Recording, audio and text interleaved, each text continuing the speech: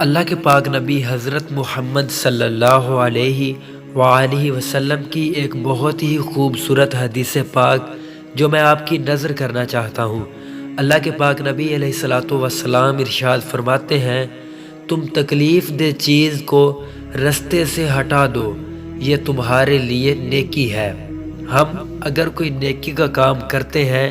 چاہے وہ سب سے چھوٹا بھی ہو، تو ہمیں اسے چھوٹا نہیں سمجھنا چاہیے، کیونکہ قیامت کے دن ہم سے چھوٹی سی چھوٹی نیکی کے بارے میں بھی پوچھا جائے گا کہ بتاؤ تو نے یہ رب کی رضا کے لیے کی تھی یا بس لوگوں کو دکھانے کے لیے کی تھی۔ اگر ہم رستے سے کوئی تکلیف دہ چیز ہٹا دیتے ہیں، یعنی بازار میں چلتے ہوئے دیکھا کہ رستے میں اینٹ پڑی ہوئی ہے، اگر اس سے کوئی ٹکرائے گا تو گر جائے گا، اگر ہم اسے ہٹا دیتے ہیں تو اس حدیث پاک کا مفہوم مکمل ہو جاتا ہے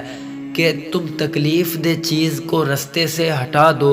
یہ تمہارے لیے نیکی ہے۔ اللہ تبارک و تعالی ہمیں اس حدیث پر بھی عمل کی توفیق عطا فرمائے، آمین۔